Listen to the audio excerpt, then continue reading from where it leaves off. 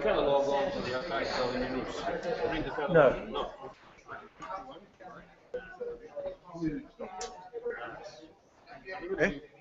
A ver, vamos a continuar. Por favor, vamos a continuar la sesión de la mañana. Para abreviar tiempos, vamos a hacer la presentación de los dos ponentes que van a intervenir a continuación.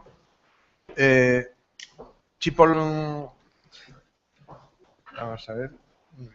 En primer lugar, hablará Peter Hawking, que es el arquiveiro de la Comunidad de Nova Nursia, y a continuación, ya sin solución de continuidad, Giulio Cipollone, que estaba previsto para la tarde, pero como López Linaje no puede asistir, se traslada a la mañana. Y por lo tanto, por la tarde, la sesión comenzará a las 5. Ese es un poco el cambio de horario. Bien, entonces, la presentación breve, pero creo que justa, de los dos ponentes que van a intervenir a continuación sería la siguiente. Peter Hawking es graduado en la las universidades de Australia Occidental y de Londres, donde estudió latín y griego.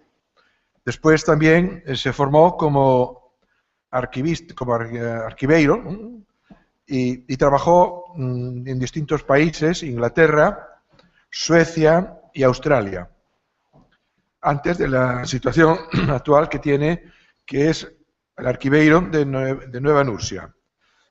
Él se especializó también en libros raros, curiosos, y sobre todo en la Universidad de Cambridge. Y se formó en la práctica como archivero en las universidades de Curtin en Perth. Esto en relación con Peter Hawking, repito, el arquiveiro de Nova Nursia. En relación con Giulio Cipollone, diremos que es profesor de la Facultad de Historia y de Patrimonio Cultural de la Universidad Pontificia Gregoriana de Roma. Es secretario de la Fundación Ética en Relaciones Internacionales de la Facultad de Sociología de esta universidad. Intervino en numerosos congresos y publicó diferentes libros, uno sobre todo que destacaré a continuación, y su especialidad se centra sobre todo en el medioevo y las relaciones entre el cristianismo, el islam y sobre todo, lo más importante, el diálogo entre la cultura en el campo de la sociología y de la ética. Pertenece a varias academias y trabajó en proyectos europeos sobre el concepto de frontera y sobre la esclavitud, preexistencia actual y las nuevas formas de esclavitud. Es sobre todo conocido para nosotros y quizá lo que justifica la pertinencia de su inclusión en este congreso, el hecho de que publicó no hace mucho, prácticamente hace 3 años nada más, un libro muy importante sobre la obra de Rosendo Salvado. Aborigen entre los aborígenes, es un poco el título fundamental de este libro, y en él sobre todo glosa una amplísima relación que presentó Salvado delante de una institución Propaganda Fide para justificar el sentido que le estaba dando a la misión de Nueva Nursia. Este documento, que fue citado muchas veces, que lo conocíamos indirectamente, en este libro se reproduce en su integridad, en su amplísima integridad, puesto que son 300 y pico de páginas las que totaliza el informe, y después lo que es más importante también hace un estudio histórico y de concepto de todo lo que significaba este informe. Por lo tanto, esta es la presentación de los dos ponentes que a continuación van a intervenir. En primer lugar, tiene la palabra Peter Hawking. Good morning, ladies and gentlemen. Firstly, I must apologize for speaking in English. I should be speaking Spanish or even better, Galician, but I'm afraid Latin is the closest I can get to that. As has been said earlier, I'm the archivist for New Norcia, the monastery. This is a slide shot of it in the winter. The monastery was founded by Bishop Rosendo Salvador and Jose Serra in 1846. I'm here today to talk about the legacy that Bishop Salvador left us. It's an exceedingly rich legacy, which is possibly without parallel amongst private archives in Australia. However, this extraordinary legacy is not without its problems, and that is why I would like to add a further subtitle: Unlocking the Possibilities. We often use this phrase with these archives, unlocking the possibilities. But we'll talk about that a little bit later on. Firstly, though, I would like to talk briefly about New Norcia, its establishment, its archives, and then to explore, in that context, what Salvador's legacy is. I imagine that before today, most people were not familiar with New Norcia, so I hope you'll excuse me if I take a few minutes to set the scene.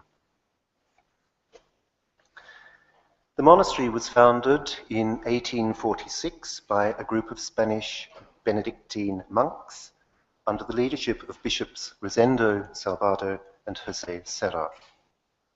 Their purpose was to set up a mission to civilize and convert the Aboriginal population of the Moore River to Christianity. The location they chose for their mission lies on a bend in that river, the Moore River, 140 kilometres northeast of Perth. Perth is the capital city of the state of Western Australia. Perth, in 1846, though, was at the very ends of the earth, on the very edge of civilization. So you can imagine that another 140 kilometres further away, there was nothing. Just endless vistas of woods and forests, undulating hills, scarce water resources, heat, flies, kangaroos, snakes, and other dangerous wildlife. For the next 50 years, under Bishop Salvador, the monks established and expanded their mission. They set up a farm. They educated the local indigenous population in farming practices, amongst other things, and they built a school for their children.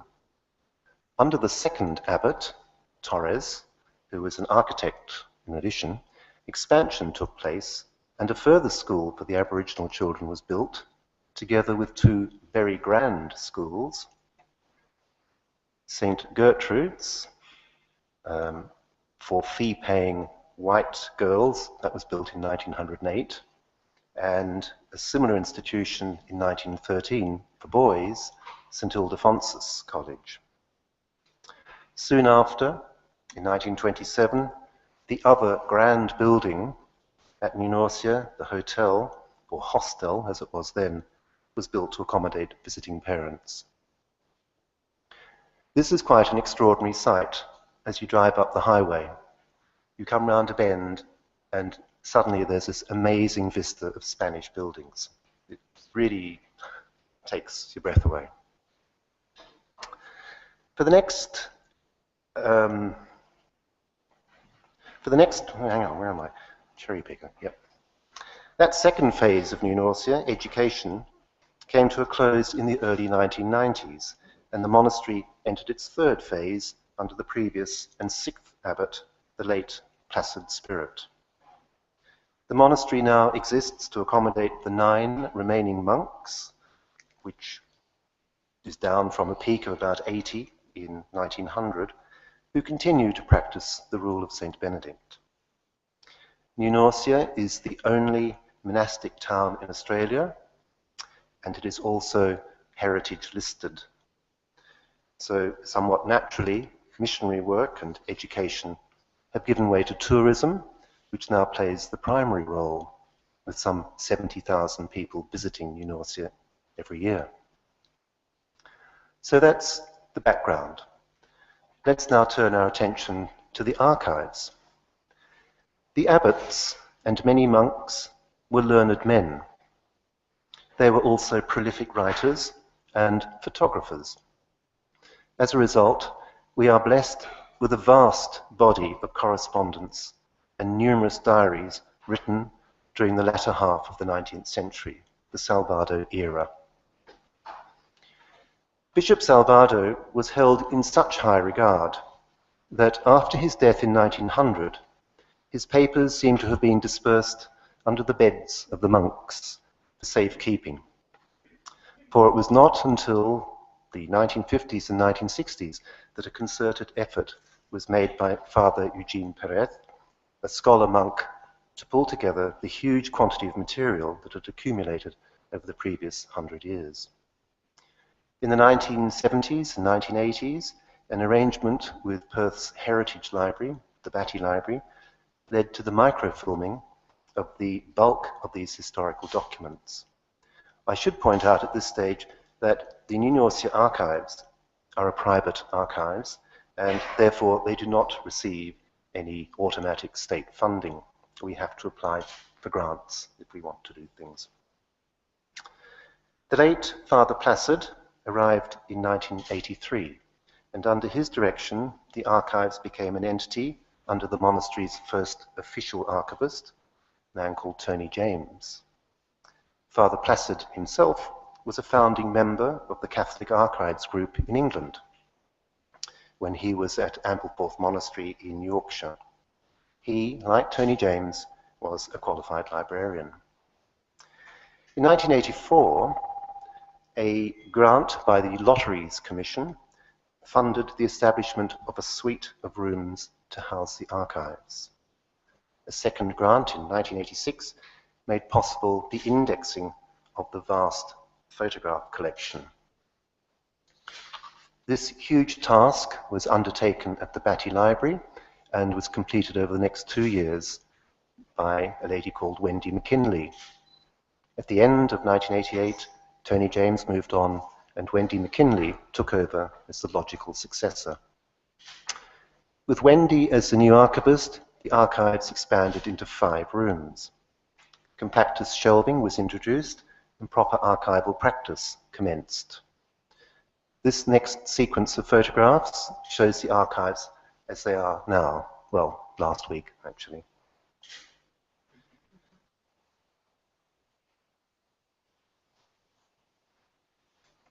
That is a printing press built in England in 1880. It arrived in New Norcia in 1938 and has been in archival storage ever since, so it is in perfect condition.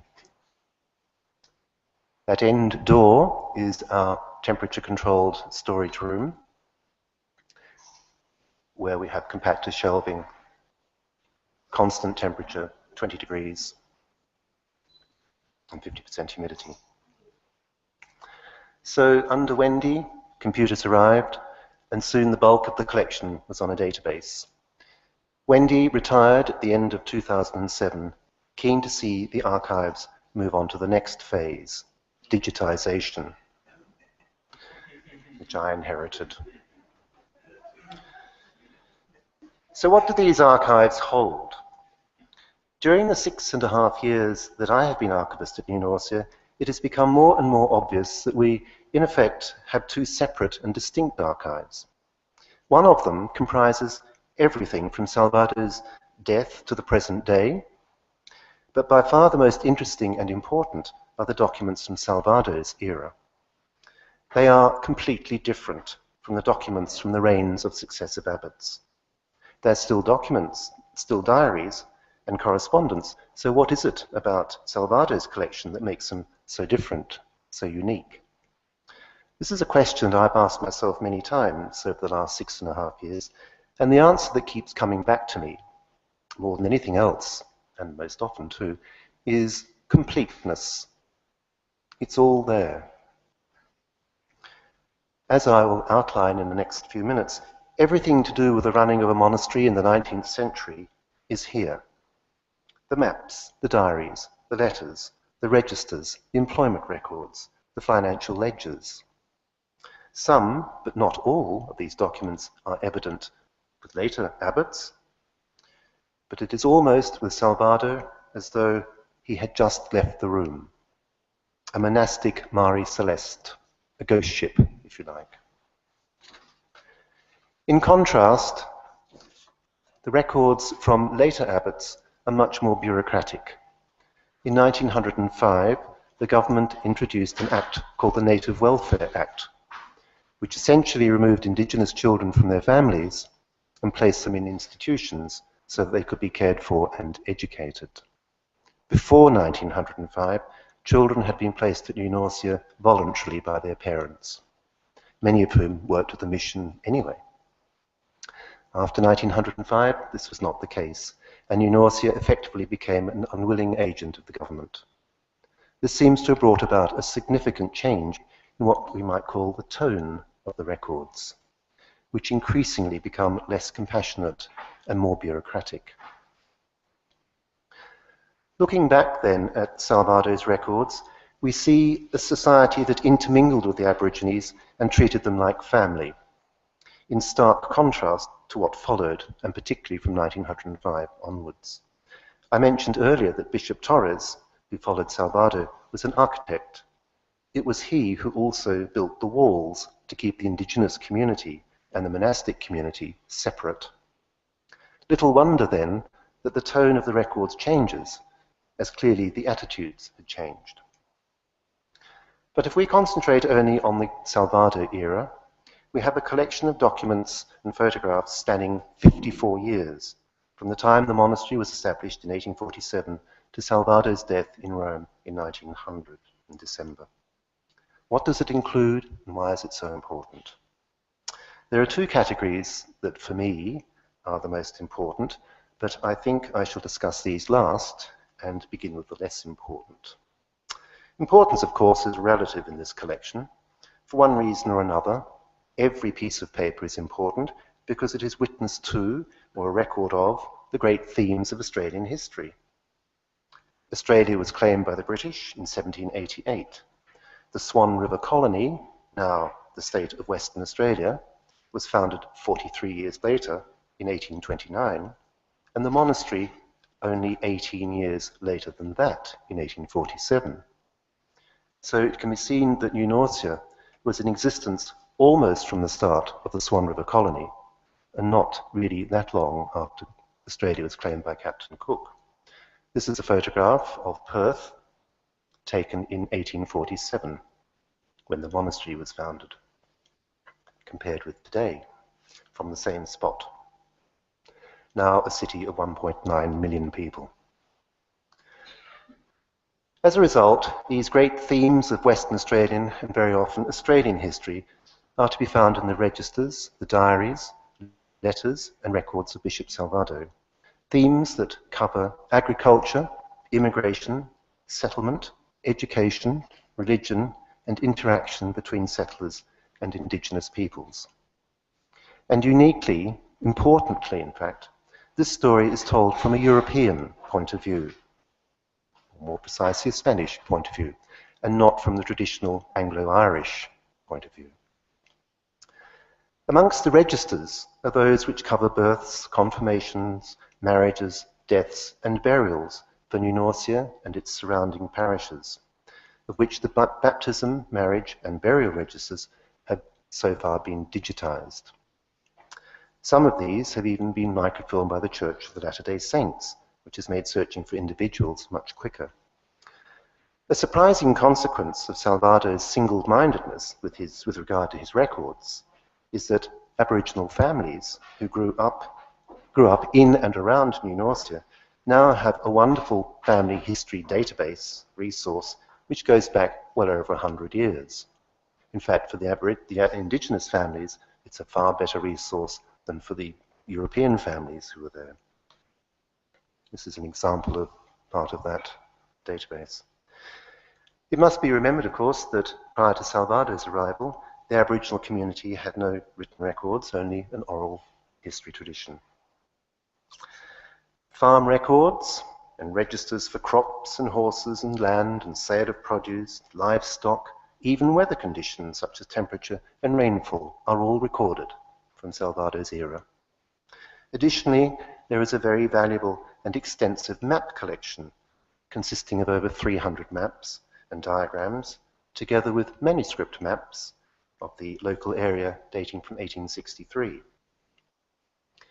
These maps show that at its peak in the 1880s, Salvadore's land holdings comprised nearly 1 million acres, which in modern terms is the equivalent of 4,000 square kilometers, or just slightly smaller than the landmass of the Balearic Islands. And just to summarize the remaining facets of Salvadore's records before I turn to the most important documents, we have accounts for the monastery farm from that period, the building and the running of the monastery, and later the schools, as well as pay sheets and records for the workers. Also to be found are land records, which in addition to the maps include diagrams, leases, and agreements with workmen. There are also building records, water and sewage plans, and floor plans. Bishop Salvador was also a very good musician, composer, pianist, and he was famous for an impromptu concert he gave in Perth to raise funds. Music was an important part of life at the monastery throughout its history, even if it is only Salvador's concert, together with the Aboriginal Boys Brass Band of the late 1940s, which most people now remember. We have a separately housed music archives located within the main part of the monastery, devoted to the storage of music collected and created by monks at the monastery. And to give you an example, it's about the size of this room. Salvador's music has attracted considerable interest in recent months, as might be expected, and recordings of music not heard for many, many years have just been made, mainly for the exhibition here. We have also a substantial photograph collection. It is estimated that the collection has about 60,000 photographs, many of them dating from the early days, including 2 daguerreotypes, one of Bishop Salvador and the other of his brother Santos.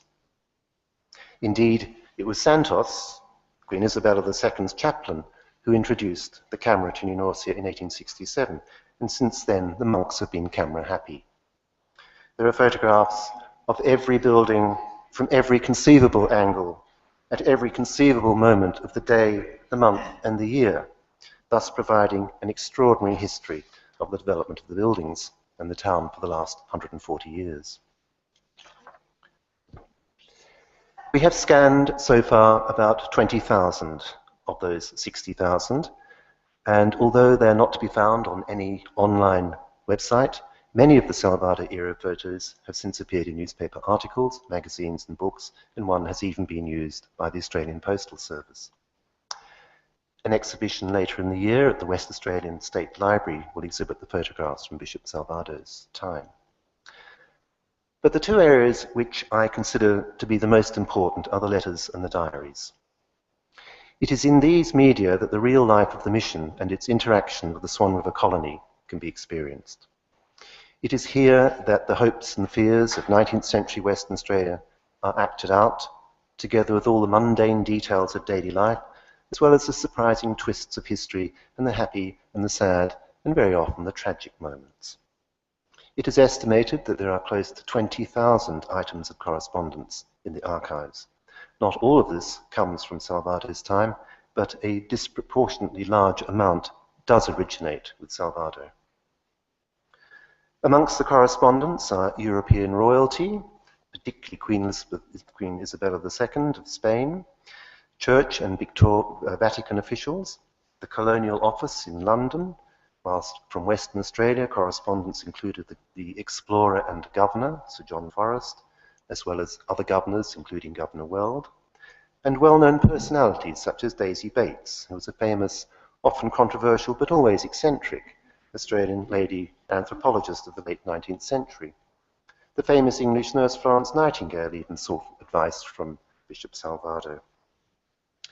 There's also a substantial body of correspondence from ordinary people, for example, shepherds, sawyers, shearers, neighbours, businessmen, right through the social spectrum down to humble workmen. Additionally, there are important collections of letters, such as a substantial 250-plus body of correspondence from Canon Raffaele Martelli. He was an Italian priest who accompanied Bishop Salvador to Western Australia in 1853. This is an example of one of his letters, and who later became the parish priest at Tujay, a small town to the east of New Norcia, and also at Fremantle, the port city for Perth. And this is Fremantle in 1867, when he was the parish priest there.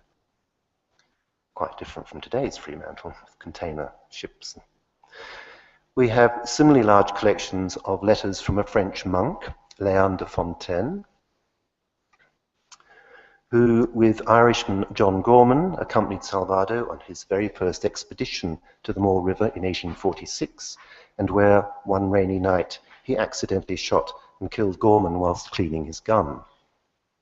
The event obviously had a profound effect on Fontaine's sanity, as he subsequently returned to France, a broken man, from where he wrote long, rambling, and often incoherent letters to Abbot Guéranger at Salem, near Paris, for many years to come. There's also the correspondence of Théophile Bérangier, the abbot of the Benedictine community in Marseille, whose collection is equally as large as the first two, if not larger, as we have now scans of Salvador's letters back to Bérangier, which were discovered at Ganagabi in 2002.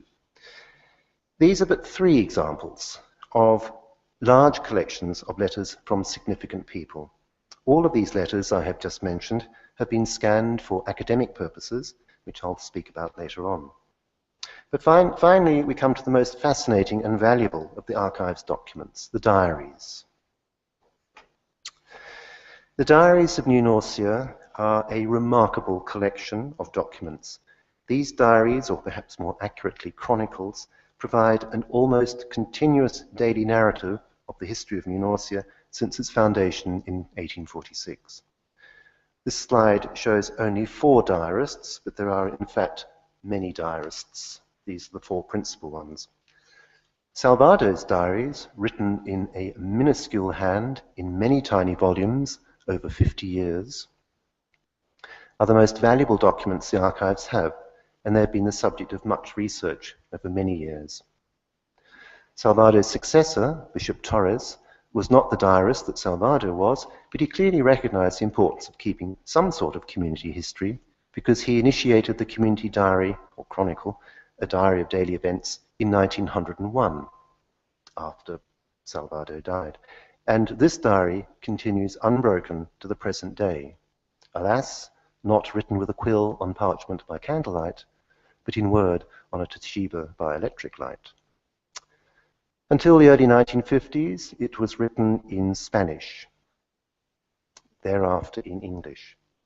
These, too, provide a fascinating insight into daily life, where even the most ordinary of details can be discovered. We know, for example, that in the 1930s and the 1940s, the monastery cars were an American Essex, a Chevrolet, a Pontiac, and a Hudson. The Hudson had been the German consul's car up until 1939, when he was obliged to give it up.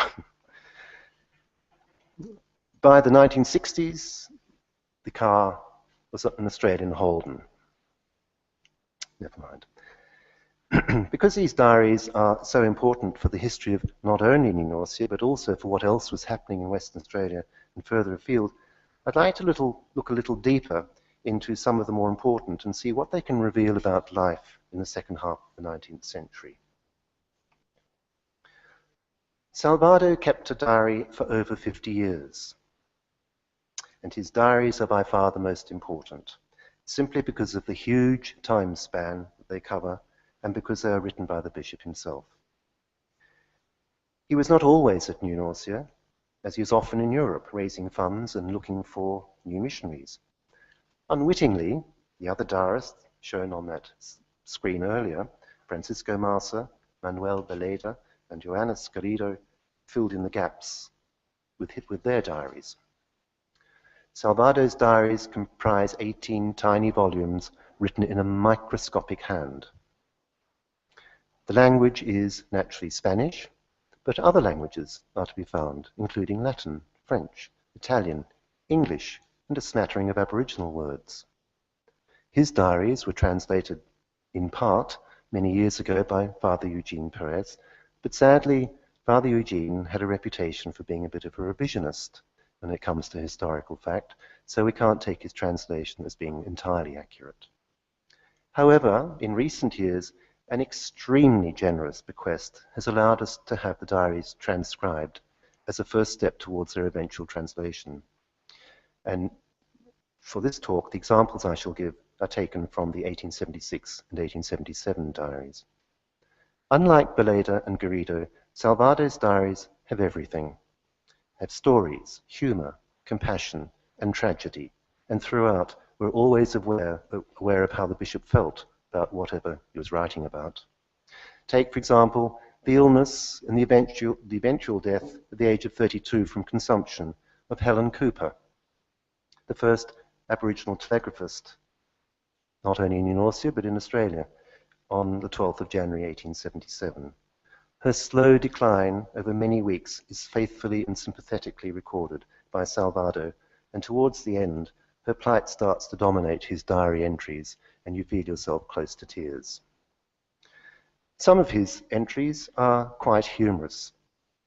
On Sunday, the 27th of August, he wrote, "A number of wild Aborigines came and started a corroboree before the bell went at 8 p.m., and they kept going and going and going. I went out to tell them that after the bell went for bedtime, I don't want any more noise, and they stopped for the night." Well, it's not difficult to see the humor in this. A group of young Aboriginal men, all set for a really good night of partying, only to have it cancelled by some grumpy old man who wants to go to bed. His own and other people's health were a constant source of wonder and concern to him. Poor Martin Griver, Bishop of Perth, was seriously ill in Fremantle for several weeks during July and August 1876, but for these 6 weeks, Salvador was by Griver's bedside, ministering to him whilst writing his diary, in which he described not only Griver's alarming symptoms, but the extraordinary medication given to him. On the 26th of July, for example, the poor man was woken up at an ungodly hour to face the following: 4 a.m., beef soup; 6 o'clock, medicine; 8 o'clock, chocolate; 10 o'clock, medicine; 11 o'clock, beef soup; 11:45, laxative; 2 p.m., medicine; 4 o'clock, castor oil; 6 o'clock, more medicine; 7 o'clock, more beef soup; 10 o'clock, an egg; then finally, at 11 o'clock, another laxative. It must have been a great incentive to get better, as eventually he did, despite Salvador's treatment. And finally, pity poor brother Melito, who serves to illustrate that life was pretty harsh in the 1870s, and his going mad was about as unimportant as getting the sheep washed. On October the 7th, Salvador wrote, "Another flock of sheep washed today, the 12th such. Brother Melito is beginning to show signs of madness, and this afternoon the neighbour's servants returned from taking the horses to Fremantle." The next most important diary, the Marsa diary, a single volume written in Spanish in the most beautiful hand, is as important as it is intriguing. It is important because it continues the narrative from 1849 through to 1853, exactly the years that Salvador was away in Europe. Brother Francisco Marsa, a printer, was one of the 39 priests and brothers who were recruited by Bishops Salvador and Serra to come to Western Australia to build a monastery at New Norcia. Salvador was not able to return to Australia at that time. It was Bishop Serra who led the group back. So his account of their 85-day trip in the Ferrolana, an ex-Spanish warship, is covered in one sentence, and the early work at New Norcia is glossed over in just a few pages. Marsa, however, experienced firsthand the physical hardships involved in colonizing the Victoria Plains, which is the locality in which New Norcia is situated. And he was a witness to the complicated ecclesiastical turmoil which rocked the early colony. In great detail, Marsa covers the voyage to the colony, his arrival in Fremantle, the difficult journey to New Norcia, and the work and the hardships involved in building the monastery, for example, the weather and the lack of water. He also provides many comments and observations about the Aboriginals. Marsa's Recuerdos is important, therefore, because it is the only continuous first-hand account of this period.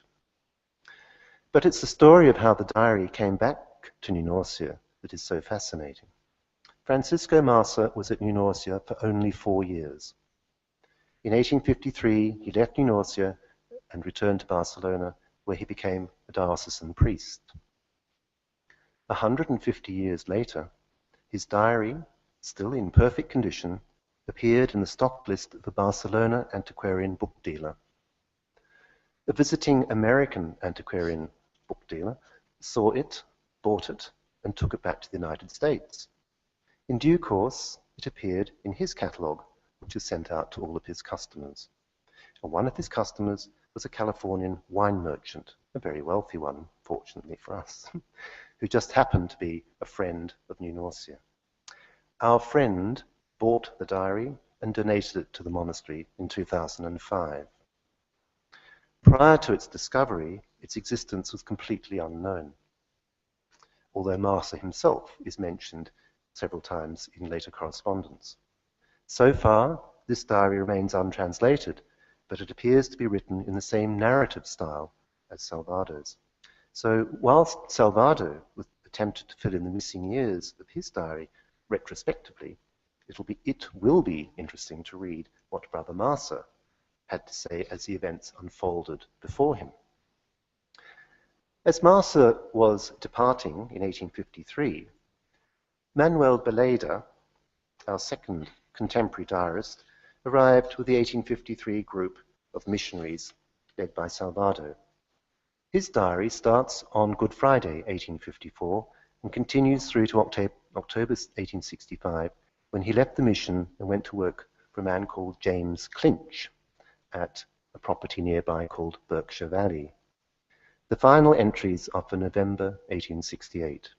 His diary, again a single volume but enclosed in a leather wallet, was translated some years ago by academic Judith Woodward, who also wrote a most interesting account of the man and his association with New Norcia in the 1994 edition of New Norcia Studies journal. Beleda's diary is not the continuous narrative that Salvado's diaries were. By contrast, Beleda's diary is brevity itself, to the point where many entries are quite meaningless. His entry for December the 3rd, 1863 says, somewhat mysteriously, "They bled me." There is nothing in the entries, either side, to indicate who they might be, or why, indeed, he was bled. Equally brief, his entry for the 27th of January, 1865, which you can see there. The day he ceased to be a monk at New Norcia is summed up with wonderful conciseness by, "I left the monastery." Why he left, his diary gives no clue, except that towards the end of the diary there are inexplicable gaps, indecipherable writing in an unknown language, possibly a Spanish dialect, and against some days no entry at all, just, as you can see there, double lines with the letters TP. In her article mentioned earlier, Judith Woodward discusses discontent amongst the lay brothers in the monastery at the time, and she hypothesizes that these inscriptions are possibly messages in code to himself, through which, as Woodward puts it, Beleda is venting his growing feelings of frustration, which in turn compelled him to move to Berkshire Valley. And the last of our contemporaries is Joannes Garrido, who was the prior at the mission until his death in 1868. His diary is also of importance as it covers the period when Salvado was again in Europe, 1868 to 1870. Garrido's diary has been translated too, but again by Father Eugene Perez. Since we have Beleda's and Garrido's diaries overlapping, I thought it would be interesting to compare the respective entries for Beleda's departure on that fateful day in January 1865. And we find that Garrido's diary for the 27th goes some way to explaining Beleda's taciturn comment. Garrido wrote, in Spanish but in English, he says, "About 9 a.m., Brother Mauro Beleda left the mission, going to Mr. Clinch. He didn't say goodbye to anybody, but he left a letter in which he expressed the motive for his departure. That is, as he says to himself, to please all those who wanted him out of here." So, safe trip, may God guard him and protect him, unquote. Well, obviously Baleda was not a happy man, but was he malicious as well, one wonders. His diary shows no animosity, but then it shows no personal feelings of any sort either. Personally, I doubt that he felt any malice towards the mission, as his diary over the next few years demonstrated a desire to maintain links with the monastery, not break them. The fact that his diary was returned to the monastery after his death, according to his wishes, also suggests that Baleda harbored no ill will. At the beginning of this talk, I started by saying that this extraordinary and unique legacy was not without its problems, and that was why I wished to subtitle this talk, Unlocking the Possibilities. Most of the correspondence and all of the diaries are in Spanish, and that's the main problem. In fact, Spanish remained the dominant language at the monastery until the mid-1950s, when the decision was made to make English the principal language, although by then it was really only the Community Chronicle that was still written in Spanish. Apart from Dr. de Castro, a Spanish academic and historian and member of our archive staff, who does a wonderful job for us in translating documents from Spanish into English, and the monastery's Father David Barry, there are very few Spanish speakers in Western Australia, and the extent of the documentation is so great that it is far too much to expect Dr. de Castro and Father David to translate everything, to unlock everything, so that they might be available to English-speaking researchers. In 1992, a committee, the Archives, Research and Publications Committee, was appointed to look into how this huge body of material could be unlocked and made available. One result was the establishment of a studies day, held annually, at which people would present the results of research conducted in the archives, and generally there would be 4 speakers. In its 22-year history, it has given rise to an amazing array of information gleaned from the archives, covering an extraordinary range of topics, including Western Australian history, farming practices, Salvadore's relations and interactions with the indigenous community, beekeeping, biographies, you name it. It's all there. And that in turn has generated the New Norcia Studies Journal, being the papers from the year's Studies Day. This year will be the 23rd edition, as well as other papers that, for practical reasons, could not be delivered on the day. The committee also oversees the publication of a variety of books. Salvadore's Memoirs was the first, being an English translation of the 1851 Memoriae, originally published in Rome. This is now in its 3rd English translation, or English edition, sorry. Other titles include A Town Like No Other, being a look at different aspects of historical as well as contemporary New Norcia. Senor Pilic, The Monastery Cat, written by Father Ansgar, whom Doreen mentioned in her talk, which is an amusing look at life in the monastery from a cat's perspective. And the New Norcia Story, a history, now in its 10th edition. I mentioned earlier, too, that significant collections of correspondence have been scanned for academic purposes. 4 years ago, the Italian department at the University of Western Australia heard about Canon Martelli's letters, written over a 30-year period. The department was, and still is, probably even more so, interested in the development of Italian outside Italy during the 19th century, and our collection seemed like a good resource. We scanned all the letters, 250 of them, and these have now been transcribed and translated.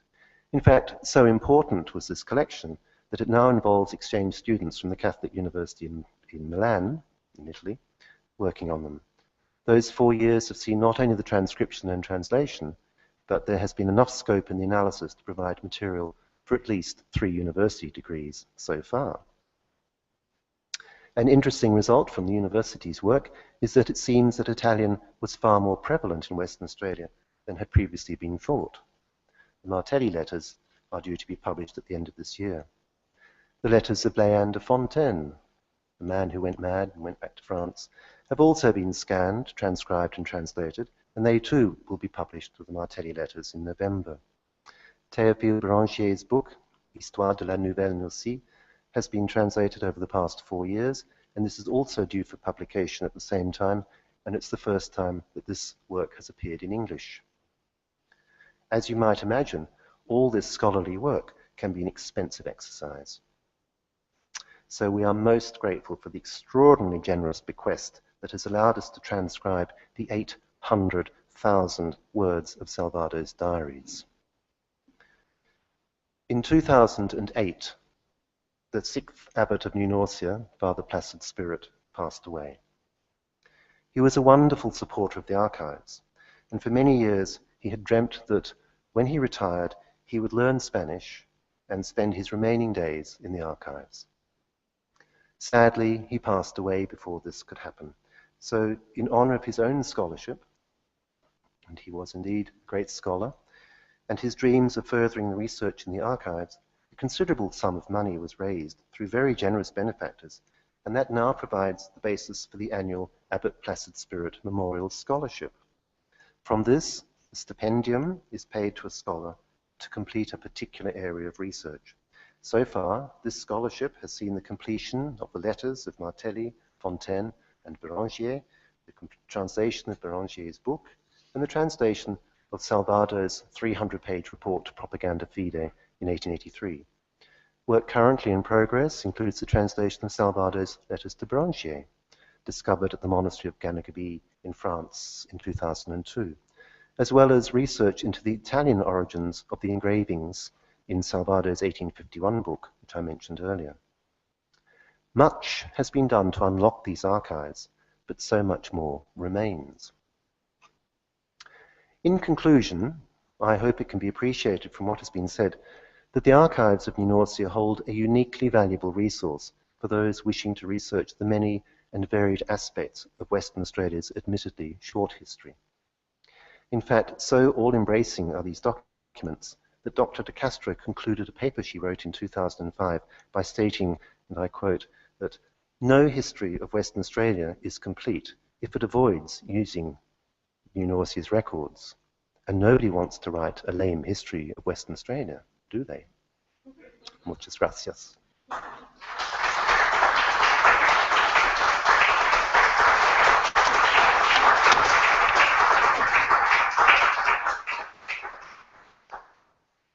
Phew. Is that it?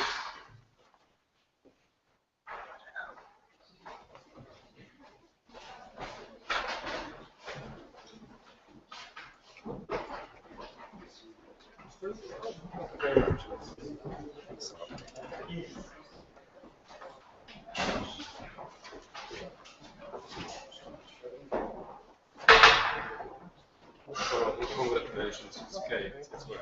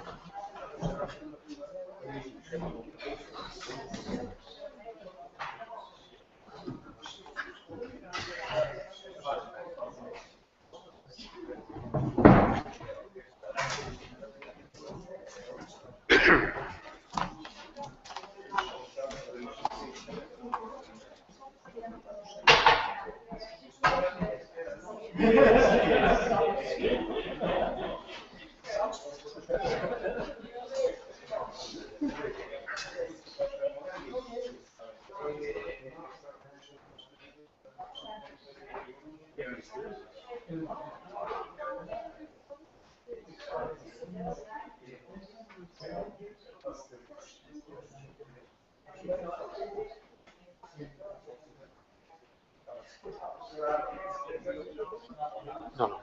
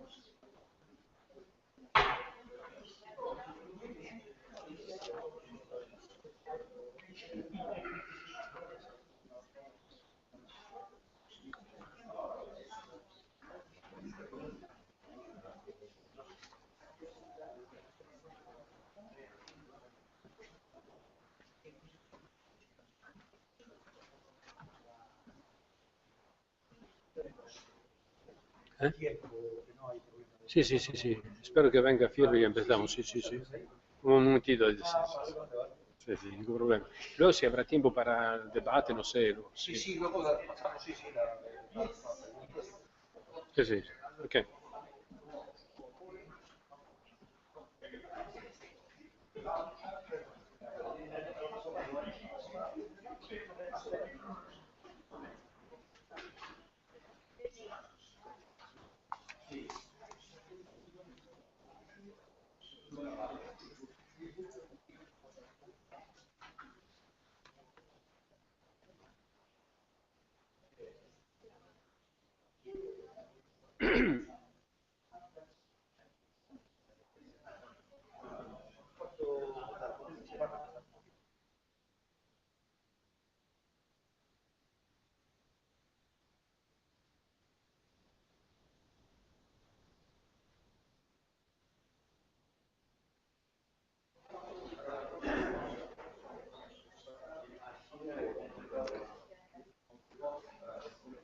Pues me dicen que podemos empezar, entonces, en primer lugar, agradecer a los organizadores por haberme invitado. Para mí es un honor estar aquí, evidentemente, y saludar a mis amigas, amigos que vienen de Australia, que es muy importante en este contexto internacional.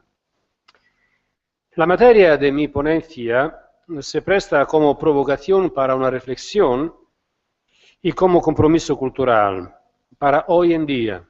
Por eso la palabra, como dice Michel Montaigne, es mitad mía, mitad vuestra. Porque se tiene que actualizar luego lo que vamos diciendo. Es como echar una piedra en un estanque. Es una provocación.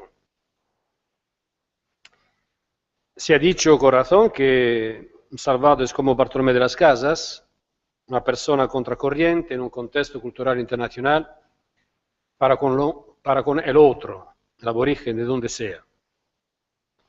La razón de ser de este simposio está motivada por el segundo centenario del nacimiento de Rosendo Salvado, extraordinario hijo de Galicia, monje benedictino, misionero de las Antípodas, obispo. Son varios y todos importantes los aspectos de los que se podría hablar sobre Salvado: etnólogo, antropólogo, naturalista, misionero, obispo. Su persona y personalidad, sus ideas y sus obras en varias naciones de Europa y en Australia. Su relación con los grandes de la tierra y con los más humildes de la sociedad. Como se anuncia en el tema de mi contribución, queremos detenernos en estudiar su relación de estima absoluta por el aborigen australiano, considerándolo de la sola o única raza humana y dotado de dignidad como todos los otros seres humanos, debido a la igualdad entre los humanos. Las partes de la exposición están limitadas a estos aspectos: el siglo XIX y el evangelio de la diferencia, entre comillas. Los aborígenes australianos observan a los aborígenes blancos, los blancos colonizadores y misioneros, sobre todo blancos. Salvado, blanco y aborigen, no mirror image significa otra percepción, una sola raza humana, otra relación, caminar y vivir juntos. Finalmente, una consideración conclusiva sobre la igualdad, dignidad ante litteram y ultralitteram de Salvado.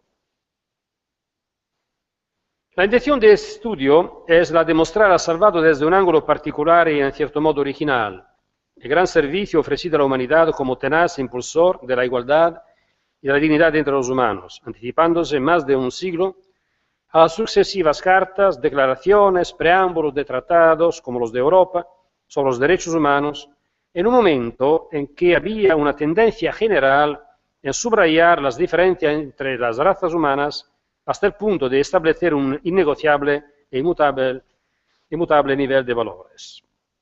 El siglo XIX y el evangelio de las diferencias, entre comillas.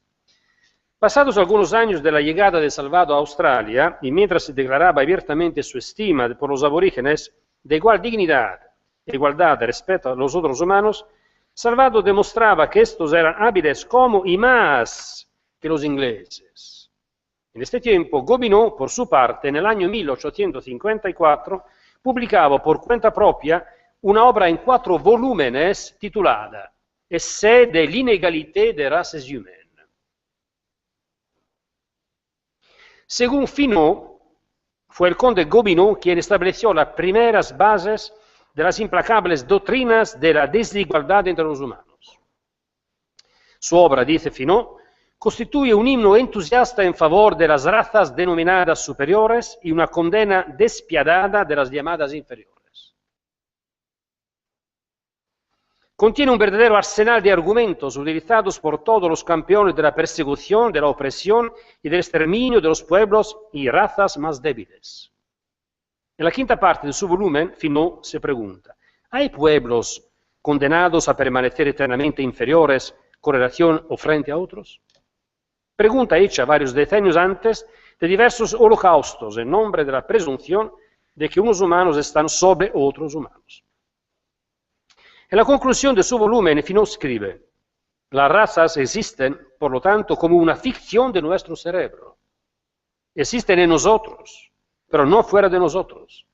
No se insistirá nunca suficientemente sobre este hecho elemental e innegable para todas las mentes verdaderamente científicas y de buena fe. Existe una estrecha conexión entre el interés antropológico y el visioning, el movimiento respecto a la historia y a las historias del siglo XIX, de manera particular en el encuentro con el otro exótico. Los comentarios de Darwin contribuyeron involuntariamente a la formación de ideas negativas acerca de los aborígenes australianos. El científico los consideraba simples, sencillos, en sus estrategias de supervivencia, aparte de las armas con que cazaban, en particular por el modo en que usaban el boomerang. Esto, sin embargo, según su parecer, no significaba que hubieran evolucionado mentalmente.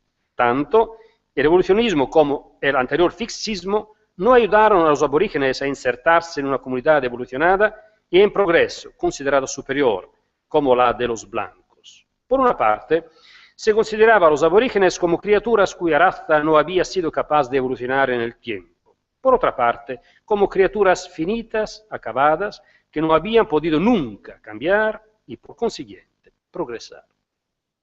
Durante los primeros contactos con los europeos existían en Australia más de 300.000 indígenas que hablaban más de 500 lenguas diferentes. Sin embargo, siguiendo a Myers, a pesar de algunas diferencias culturales significativas entre los grupos diferentes, se podían observar algunos trazos comunes en la diversa sociedad australiana. Los ámbitos de reflexión antropológica relativa a los aborígenes atañen a la organización social, religión, parentesco, diferenciación de sexos y a la historia. En cuanto a la historia, la atención concedida a la situación de los aborígenes ha estado siempre presente en la investigación antropológica, pero esta preocupación se ha manifestado en general independientemente de la investigación de objetivos científicos. La investigación antropológica, habiéndose desarrollado en un contexto de mutación, ya sea que haya tenido como espacio las instalaciones autóctonas, ya sea que haya tenido como espacio las misiones, Esta investigación, por esta razón, se empeñó cada vez más en distinguir los aspectos tradicionales de los aspectos modernos de las tribus australianas. Recientemente, como se ha dicho, los estudios sobre los aborígenes han entrado en una fase más participativa. Ahora ya se toman en consideración las instrucciones de la historia en la vida de los aborígenes, y hay un esfuerzo por considerarlos como dependientes cada vez menos de un otro exótico y más como poblaciones en las cuales el investigador reconoce la huella de una humanidad compartida. Se presta una mayor atención a la situación global de los aborígenes inmersos en un mundo dominado por los blancos. Y una etnografía reciente muestra también cómo la esencia de la cultura aborigen puede ser observada en situaciones de cambio. En el diálogo entre las historiografías y la etnohistoria, además, se coloca de pleno derecho la historia de las religiones y aún más íntimamente, como varios autores sostienen, la historia de la relación del hombre con lo trascendente. Es precisamente con esta sana y actual sensibilidad que nos movemos en este apartado de la exposición, tomando en consideración esta humanidad compartida que Salvado, adelantándose 150 años, ha intuido como la vía mejor que se puede seguir para acercarse a la cultura aborigen. Todo ello en virtud de los principios de la cultura del cristianismo, y en los que él creía firmemente y en virtud de su racionalidad y tenacidad personal. Los aborígenes australianos observan a los aborígenes blancos, recíprocamente aborígenes.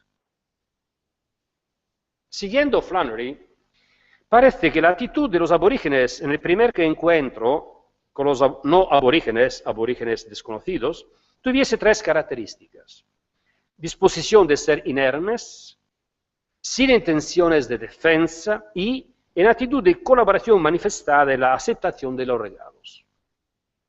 Tenemos algunas referencias autorizadas de los primeros exploradores como la de Sir Thomas Mitchell, en su obra Three Expeditions into the Interior of Eastern Australia, citada por Salvado en las Memorias Históricas, referente a los aborígenes antes de la colonización y de la llegada de Salvado en aquel continente que tuvo lugar en el año 1846.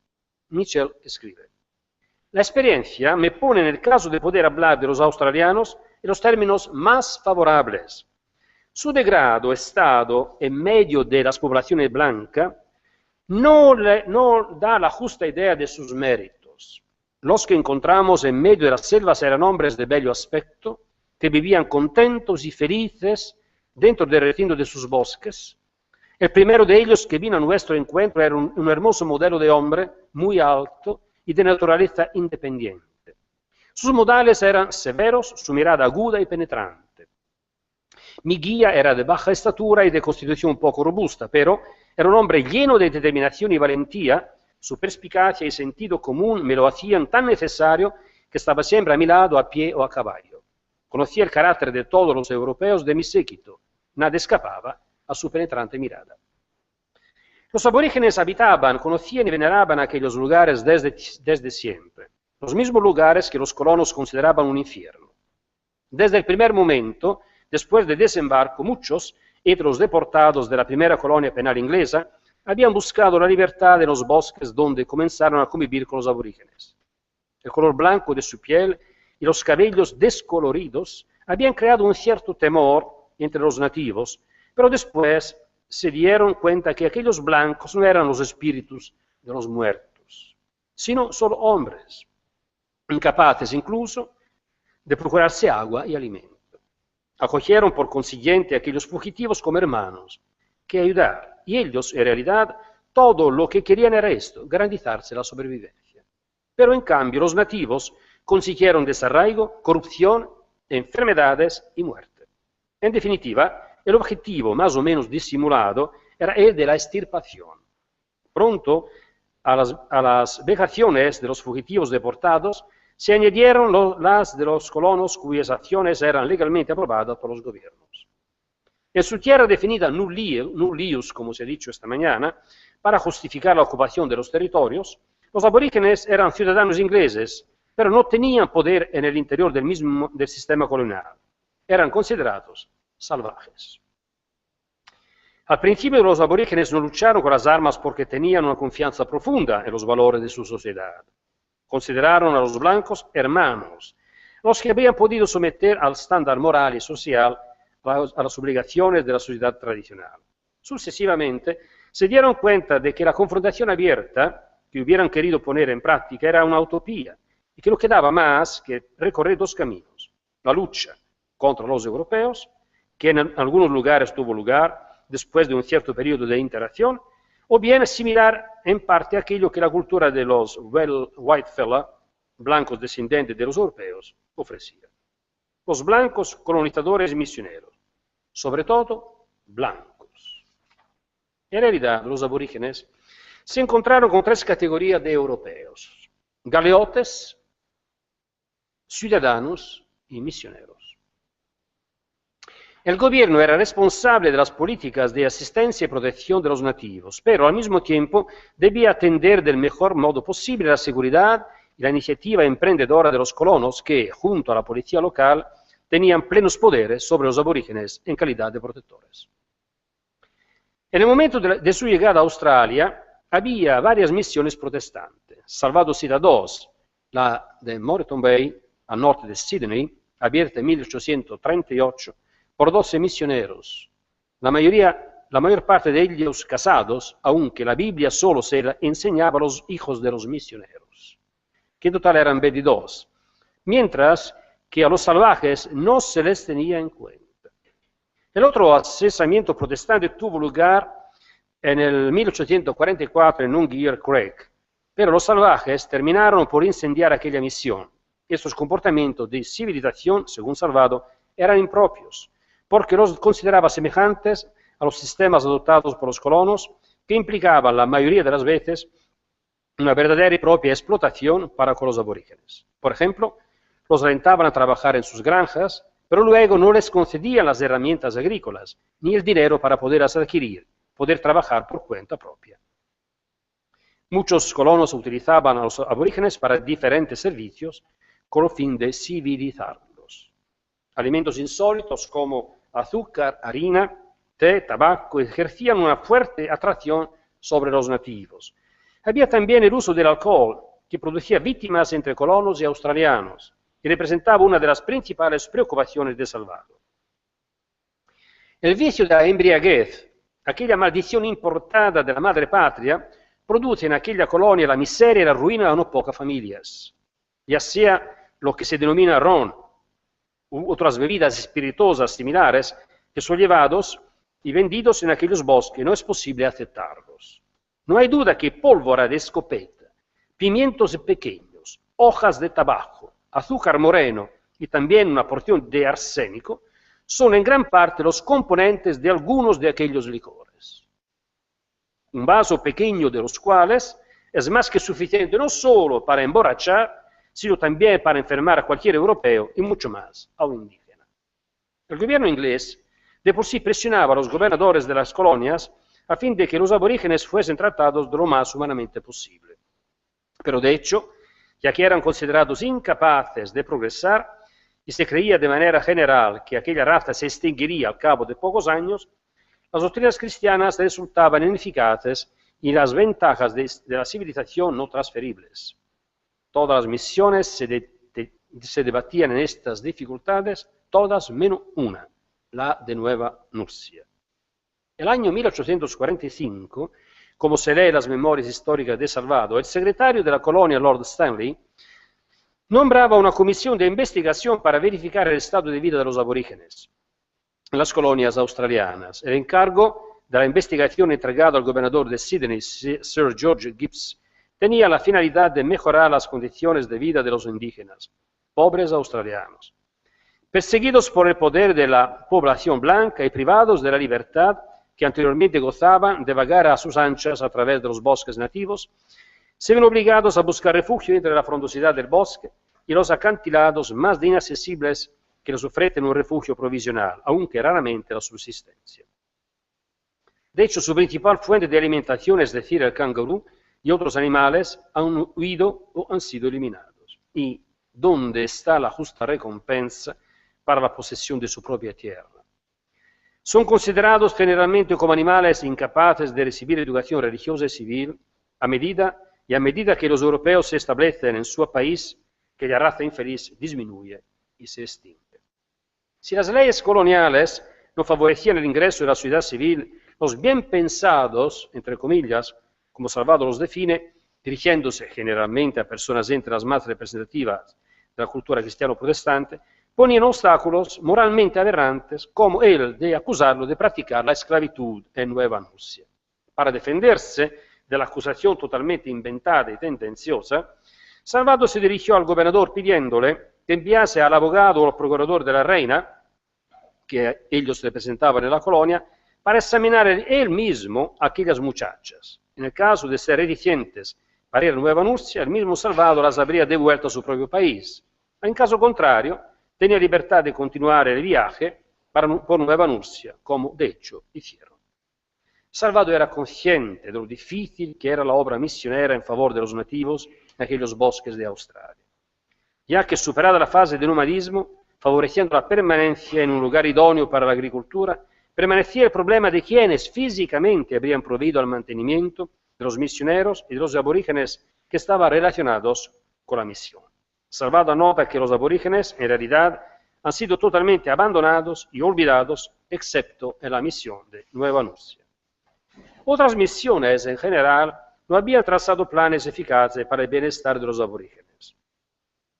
Mientras estaban de acuerdo sobre el hecho de que los aborígenes tenían un alma y eran capaces de redención, muchos de ellos les relegaban a nivel más bajo de la humanidad y pensaban que no habrían podido aguantar el impacto con la civilización.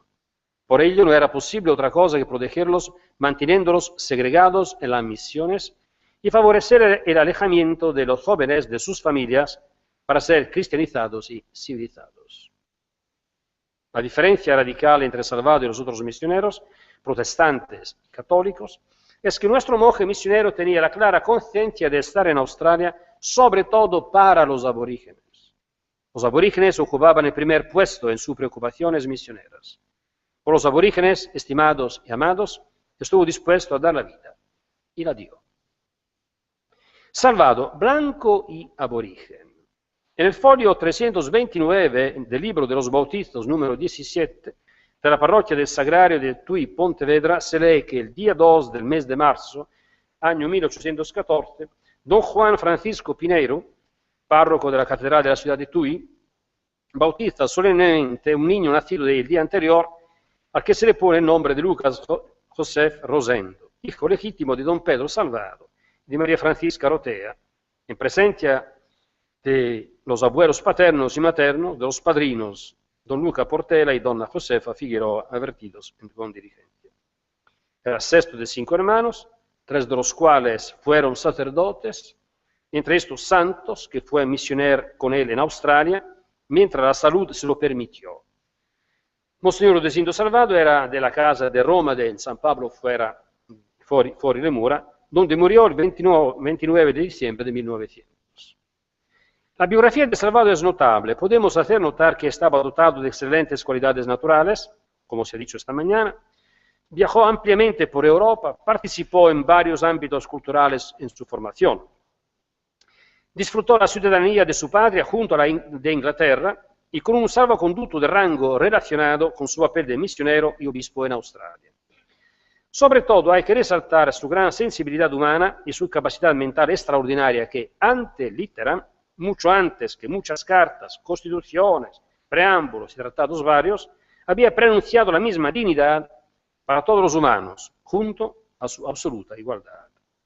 En las primeras páginas de su relación, que tiene valor oficial y diplomática, entonces con otro valor por relación a los diarios, por ejemplo, nos informa que a su llegada a Australia no sabía nada acerca de los aborígenes, pero no pierde el ánimo y actúa lo mejor que puede. Y no conociendo nada sobre los aborígenes, dado que sobre este tema había muchas las divergencias entre los habitantes de la colonia, quiere inmediatamente hacerse una idea personal sobre este asunto. Desde la inicial percepción e impresión sobre los aborígenes, se puede afirmar que Salvado se presenta a los aborígenes como blanco y aborigen. Salvador tenía una voluntad fuerte hasta el punto de utilizar constructivamente todas las actividades e energías del ser humano ambicioso y temerario, como lo define Santiago Rodríguez, protagonista de una empresa que se concretizó en una área muy limitada del amplio continente australiano, pero aún hoy en día conocida en toda Australia y sobre todo capaz de hurtar la susceptibilidad de romper los esquemas en un país con la colonización de la cultura anglosajona muy diferente en muchos aspectos de la cultura española que lo había formado. Él desestabilizó con su ir contracorriente, y no lo hace como extranjero habiendo adquirido la ciudadanía inglesa, el pensamiento de los colonos y buscó con todos los medios destruir aquellas barreras insuperables que el gobierno había construido, como está demostrado ampliamente en su relazione. La fuerte vocación de Salvador era la de civilizar, la de dar capacidad de vivir como ciudadanos en una polis cristiana y no colonizar a los paganos, cuando para los colonos que se atribuían el monopolio de la civilización, la mayoría de las veces los aborígenes eran solo una presencia incómoda que se iba eliminando físicamente. Para poder descubrir mejor los secretos de sus creencias aborígenes, usos y costumbres, me hice yo también nómada, dice Salvador, y errante como ellos, acompañándolos aquí y allá por aquellos desconocidos bosques, llevando aquellas provisiones de harina, arroz, té y azúcar que podía llevar sobre mis espaldas. Y mientras las provisiones duraron, los salvajes se llevaron la mayor parte, pero una vez acabadas, ellos, como buenos amigos, compartían conmigo la mejor parte de las serpientes, lagartijas, gusanos, raíces y buenos bocados semejantes que llevaban consigo. La escuela práctica de los aborígenes proporcionó algunas enseñanzas a Salvador. Primero, que un misionero europeo no puede perdurar por mucho tiempo en aquella vida nómada, ya que dormir a cielo raso sobre el suelo desnudo en todas las estaciones del año, nunca 2 veces seguidas, en el mismo lugar, y no teniendo otra cosa con que alimentarse que alimentos nauseabundos, no es en verdad salubre, ni adecuado para mantener con vigor las necesarias fuerzas físicas. Segundo, dado que los salvajes no permanecían establemente en ningún lugar, resulta imposible proveer de provisiones al misionero que les acompaña, tanto más cuanto que las provisiones suficientes para él durante un par de meses desaparecerían en los 2 días a menos si sucedía que se encontraban con algún grupo numeroso de salvajes. Tercero, que como los salvajes no viajan nunca en grandes grupos, sino que cada familia lo hace aisladamente y a menudo individuos solos, se requería un misionero por familia, algo que sería imposible. Cuarto, que el tiempo necesario para la instrucción religiosa impartida a aquellos nómadas salvajes debería reducirse a las horas del descanso, durante las cuales ellos se acostumbran a reposar y preparar la comida. Es por ello que la instrucción impartida mientras aquellos salvajes siguen aquella vida nómada en contacto con las otras familias salvajes, el fruto de aquella formación será poco o nulo. Sexto, que la instrucción religiosa teóricamente impartida a aquellos toscos salvajes, sin la poderosa eficacia del ejemplo, es decir, sin verlas practicar, no podrá producir en aquellos desgraciados que no han visto nunca una práctica de culto religioso el efecto deseado. En efecto, la fe se comunica a través no solo de la palabra, sino también con la vista. No mirror image, otra percepción, una sola raza humana. Puede ocurrir que se tenga la imagen del otro sin tener conocimiento. Es un hecho psicológico universal el de refutar aquello que no forma parte del propio grupo y que puede virtualmente obstaculizar el equilibrio de ese grupo. El proceso descrito como mirror image es importante para el análisis de las acciones y las reacciones y la hostilidad de los grupos. Es fácil, por cierto, ventajoso, desprestigiar al enemigo con los peores atributos tomados del imaginario y de las peores experiencias del propio grupo. Para tener un conocimiento más preciso sobre los nativos, sobre su carácter, comportamiento, capacidad de aprendizaje, etc., debemos referirnos a las memorias históricas de Salvador. En la tercera parte de sus memorias históricas de 1851, Salvador dedica 12 capítulos a los nativos. Expresa claramente su opinión sobre la raza australiana, la supuesta época de su origen y presencia en aquel continente, seguidamente habla de las características físicas, facultades intelectuales, creencias religiosas de los Yuat Nyungara, de sus costumbres, así como también del lenguaje que Salvado encuentra dulce y musical por su sonoridad, parecido a la lengua española castellana, y particularmente poético. El mismo Salvado expresa otra opinión de gran aprecio. Cito: los australianos en su estado natural y todavía no contaminados o exasperados por los europeos, son hospitalarios y con sentimientos de generosidad y cortesía. Cita también las palabras de un magistrado explorador, Sir Eyre, que en su obra Central Australia afirma que el australiano está bien formado, es musculoso, alto, con las extremidades bien proporcionadas, tanto las inferiores como las superiores. Las partes anteriores del cráneo están justamente desarrolladas, de manera que dan al ángulo facial un aspecto indicativo de ser uno de los más agudos de las razas negras. Observando sus facultades intelectuales, Salvado afirma que si hubiesen cultivado con diligencia, hubiesen dado buenos frutos, ya sea por lo que se refiere a las artes como a las ciencias. En cada colonia, prosigue, los salvajes aprenden a leer y escribir también algunas operaciones aritméticas con inesperada rapidez. Salto un poquito, se puede leer en las actas. Nos encontramos delante de una evidencia que sorprende por muchas razones. La literatura del siglo XIX, como hemos visto anteriormente, se basa sobre unas categorías fijas e inmóviles, como la de concebir y dividir la humanidad en varias razas, y la otra, la de dividir en blancos y negros a los que habitan en el continente australiano en el siglo XIX. De ahí la constatación que produce sorpresa y admiración. Salvado no habla nunca de razas a plural, sino de una sola raza humana, y no escribe nunca sobre blancos y negros en su relación, sino de salvajes, o nativos, o australianos y europeos, y solo una vez menciona la raza, pero refiriéndose a los caballos.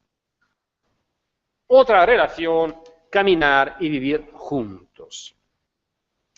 El aborigen primero tenía que ver para después preguntarse de dónde podían llegar las referencias ideales invisibles para aquel tipo de comportamiento. La polis aborigen empezaba a tener términos de comparación sugestivos y alternativos. Cuando Salvado se refiere a los aborígenes, usa algunos adjetivos que varían en el curso de los años. Es necesario recordar que la palabra salvaje, a diferencia de la percepción que tienen los europeos, es utilizada por Salvado repetidamente en la relazione, pero no con significado despectivo. Salvaje quiere indicar simplemente hombre de la selva, del bosque. Este término se entiende como sinónimo de otras palabras equivalentes, nativos, indígenas, australianos. Es innegable que la gran fe de los nativos y su propia cultura empujó a Salvado y a sus monjes hacia una aborigenación. Los aborígenes, a su vez, creían tanto en sus valores que pensaban en civilizar a los blancos, por lo menos para comparar sus dichos valores recíprocamente extranjeros. Pero entre las dos culturas, aunque viviendo en pacífica comunión, no tiene lugar aquella ósmosis y deseada. Y entonces me preguntó Salvado a mí mismo qué hacer. Salvado demuestra con los hechos que comprende bien esta situación. Conclusión. Ante litteram y ultra litteram, igualdad y dignidad. Ante litteram significa ante la Carta de los Derechos Humanos, mucho más antes de esta letra. Importantes escritores del siglo XIX y también del siguiente se obstinaban en no querer, hoy en día también hay unos que escriben sobre esto, sobre razas, hoy en día. Ver a los aborígenes otra cosa que aborígenes y no se rendían a la evidencia de su humanidad. Nos encontramos ante una evidencia que sorprende por más de una razón. La literatura del siglo XIX descansa sobre categorías fijas e inmóviles, como la de concebir y dividir la humanidad en varias razas y también la de dividir en blancos y negros. Hoy en día también se hace. Y cuando se habitaba en el continente australiano en el siglo XIX, de ahí la constatación que parece una maravilla. decía, Salvado no habla nunca de razas, como decía, sino de una sola raza humana, y nunca escribe de blancos y negros. Pues bien, en el proceso de su producción documental y literaria, Salvado ensancha el horizonte con la asunción de los aborígenes al plano de igual dignidad que quien no es aborigen. Más aún, se esfuerza de producir abundante documentación y literatura para contrarrestar las opiniones de suficiencia, de poca estima o incluso de no reconocimiento de su naturaleza humana.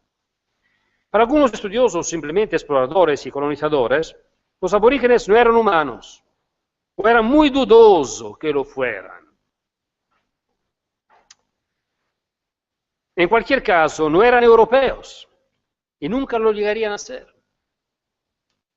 Ante esta creencia feroz, Salvado dedicará toda la vida para rebatir dichas tesis y prejuicios.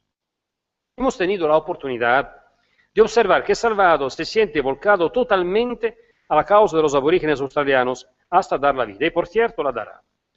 Si la belleza está en los ojos de quien mira, entonces todo está claro. Salvado consideraba a los aborígenes hermanos porque en cuanto eran realmente de su misma raza humana, los consideraba hábiles y capacitados como los europeos e incluso más. Los defiende frente a aquellos que los desprecian y obstaculizan el progreso de su civilización. Incluso la misión se había convertido paradójicamente en lugar de refugio en favor de los desprotegidos e incapaces aborígenes negros, víctimas de los abusos y las violencias de los colonos blancos, entre comillas, civilizados, criminales civilizados. Salvado, por temperamento personal y por su coherente, profunda fe en los principios cristianos y en el Evangelio modelado por la regla de San Benito de Nursia, quiso ser aborigen con los aborígenes. En el primer contacto con los aborígenes, en los que nunca llaman negros, Salvado expresa su predisposición y su prejuicio de forma ampliamente favorable y con grande admiración por los habitantes indígenas de las tierras australianas. Sea como sea, Salvado quiere estar en Australia por los aborígenes. Lo demás lo interesa mucho menos, a costa de no ser bien visto y en cierto modo ser considerado renegado por los europeos, que no lo reconocían como uno de los nuestros. En realidad, Australia es visitada por diferentes categorías de no aborígenes u otros aborígenes. Los europeos, galeotes, colonizadores, deseosos de poder y de oro, exploradores fascinados y curiosos por encontrar un paraíso exótico, admirar de manera circunspecta plantas, animales, naturaleza en general y aborígenes. Sin embargo, Salvado actúa con otras clarísimas intenciones. Anunciar la buena nueva con el propósito de proponer otro modo de organizar el poblado y su ley de grupos. Lo hace con total respeto, como lo hemos visto. Se hace aborigen con los aborígenes, nómada con los nómadas. Este es el único camino para no asustar al aborigen, para hacerse aceptar, y solo entonces, después, empezar a comunicar con los gestos acerca de la otra forma de civilización que sostenía la vida del misionero. Se trata de la discreción de una delicada aculturación, caminar juntos, para vivir juntos, para presentar otro modelo de sociabilidad. Salvado consigue aprovechar cualquier ocasión para subrayar cuando los europeos en Australia están viciados y son de viciosos, hasta el punto de querer proteger con todos los medios a los aborígenes del contagio con los europeos criminales. Estas reflexiones, a los 200 años de nacimiento de Salvado, podrán ayudar a leer los escritos de este genial hijo de Galicia, como pionero de ideas que han llegado a ser los principios que han inspirado cartas, constituciones, preámbulos de varios tratados escritos centenares de años después, y exponer sus convicciones acompañadas profundamente de gestos que le honran y honran la tierra que lo vio nacer. Ultra litera, más allá de las cartas. Los 4 signos de los tiempos contemporáneos 2014, es decir, la socialización, la emancipación de las clases trabajadoras, el acceso de la mujer a la vida pública, el compromiso para la libertad de los oprimidos y la justicia social fueron mucho antes ampliamente interpretados y practicados por el monje benedictino. Se trata, en pocas palabras, de una acción misionera entendida como evangelización para una consecuente promoción humana. Es fácil de reconocer en su relación la realización de estos puntos importantísimos, diferentes contextos con respuestas diversas. Pensemos en la capacidad de aprender el juego del cricket, hasta superar a los europeos, a los ingleses, en la habilidad de juego y en vencerles en algunas ocasiones. Dice Salvador, y yo di gracias a Dios de corazón por haberles concedido aquel magnífico resultado, un triunfo, que al mismo tiempo fue la más espléndida respuesta a las acusaciones malignas de sus detractores. Aborígenes ganaron en cricket a los ingleses. Fantástico. Fantástico. Evangelización como promoción de los derechos de los humanos. A pesar que en el siglo XIX no se hablaba aún de derechos humanos según las actuales interpretaciones, como más adelante, la Declaración Universal de los Derechos del Hombre de 1948, Salvador, antes, puso particular atención a fin de que fuese siempre tutelada y respetada la dignidad de la persona. Desgraciadamente, el problema de los derechos negativos subsistía también en el ámbito de las instituciones religiosas, católicas y protestantes. Las otras misiones, tanto católicas como protestantes, teniendo que concentrarse generalmente más en la asistencia espiritual de los colonos, prestaban escasa atención a la misión entre los aborígenes. Ignoraban sus tradiciones culturales, ignoraban el respeto debido a sus exigencias vitales. En Nueva Nurcia, el respeto a las personas, a su necesidad, a la tutela de las leyes aborígenes y coloniales, constituían un mundo particular en una comunidad que iba a contracorriente respecto a la visión cultural de la época y donde se vivían perspectivas y valores de vida que recordaban las primitivas comunidades cristianas que respondían a las exigencias del espíritu comunitario y de justicia.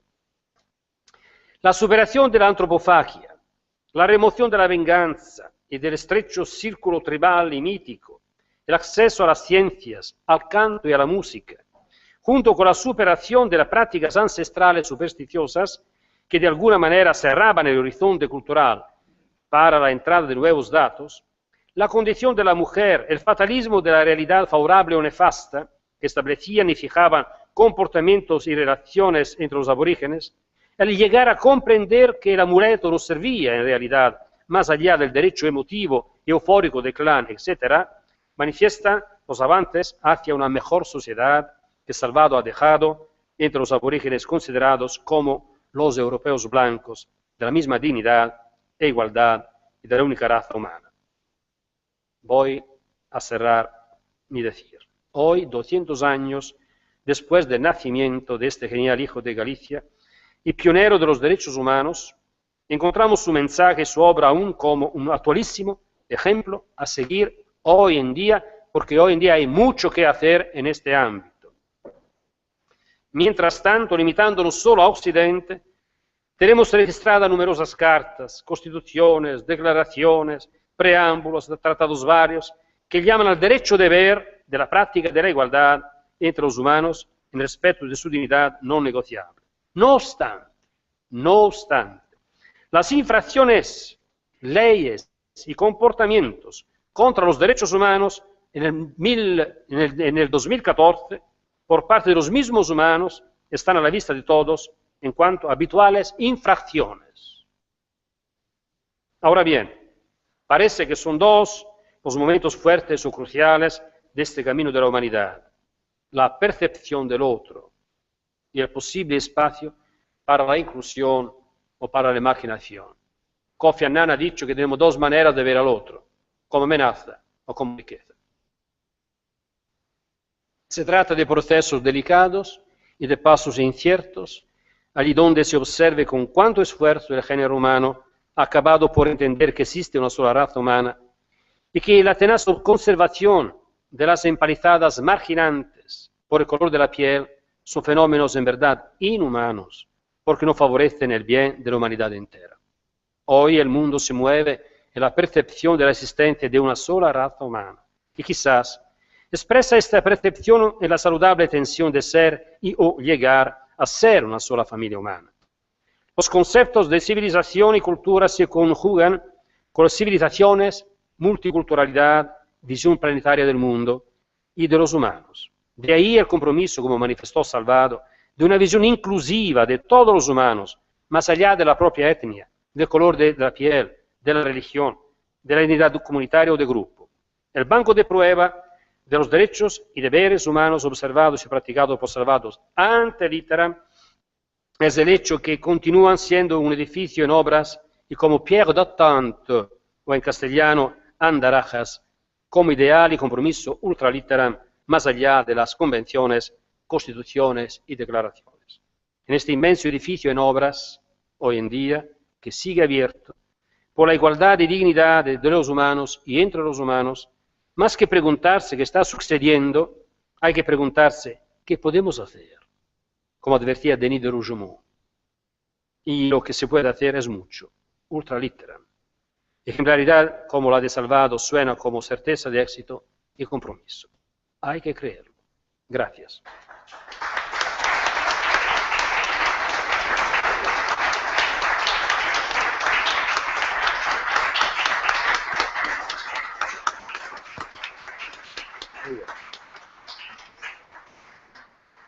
Bueno, continuamos ás 5 da tarde. Moitas gracias por a súa asistencia.